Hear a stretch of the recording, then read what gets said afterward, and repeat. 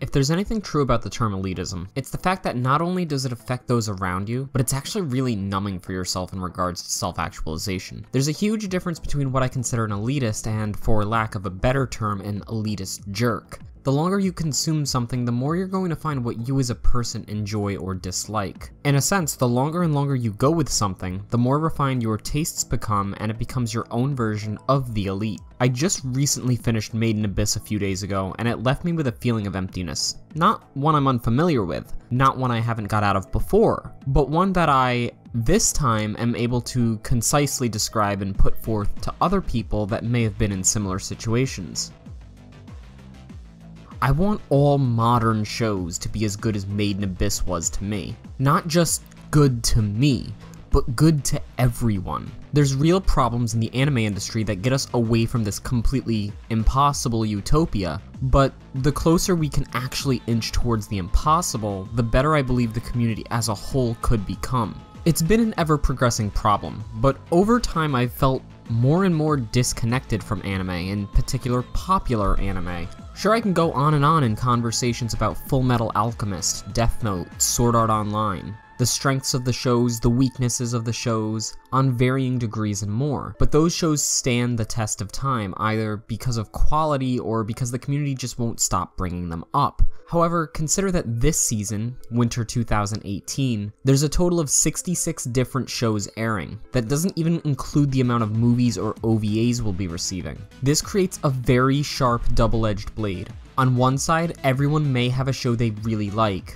Almost every preference or taste is covered. Conversation is everywhere and it could never be more alive.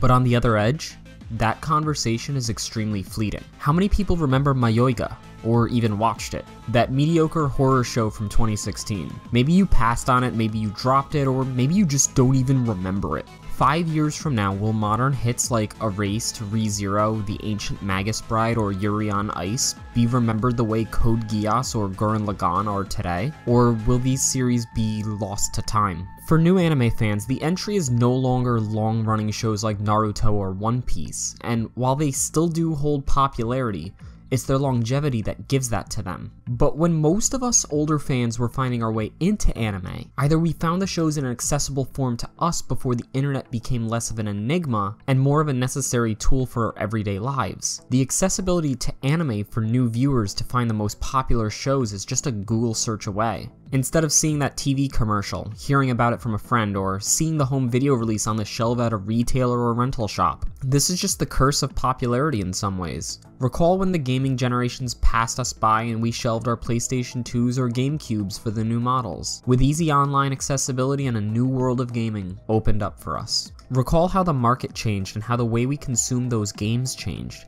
how production changed with these games. Every year gives us a new Call of Duty or Assassin's Creed, but the games themselves don't change much beyond a visual upgrade and the vocal minority speaking up about how every game today is the same. But when we find the one diamond in the rough, it's truly a great feeling to know what modern gaming can produce with ever-evolving technology. There's something to be said about the hipster mentality of, I enjoyed this before it became cool to enjoy it, because it truthfully is another world. And I'm sure as the community itself evolves beyond this mass production of seasonal shows, many will look back and miss this as well, because whatever we find ourselves in will be a change, a difference from the norm we've been used to. Roughly 60 shows in a season multiplied by 4 seasons. That's 240 shows a year. It surely does give everyone something to enjoy over the course of a year, but will Made in Abyss go down alongside shows like Cowboy Bebop or Evangelion? Will My Hero Academia go down alongside Naruto and Bleach? Or will we find ourselves at a point where it's only every few years that a modern classic is discovered? Will the oversaturation of shows reduce their individual impacts? These are all questions I present to which the only being that holds the answer is time itself. There's nothing we as a community can really do. Change is inevitable and we must only accept that it is. But it doesn't make me ecstatic. I want people to have those same feelings I have now remembering my time watching Evangelion my first time, and why I returned to it 10 years later to see why I liked it so much as a kid. To only find more to love. I want people to find those same shows that they too can rediscover after their childhood, or after they've been well into adulthood and look back on not only as a personal classic, but a show that meant something to other people. Not as a mass-produced item that was a sign of its time. And you know, maybe I'm overreacting. and these feelings will still exist. Hell, maybe more people will be able to feel these feelings with anime being produced at an even quicker rate. But if we take a look just a few years ago, in 2013, specifically the 2013 fall season, we had a gem like Kill la Kill show up, and there were a total of 50 shows airing, 16 less than winter 2018, just a little over 4 years later. Which may not sound like a lot, but across the year it adds up to essentially a whole extra season's worth of shows.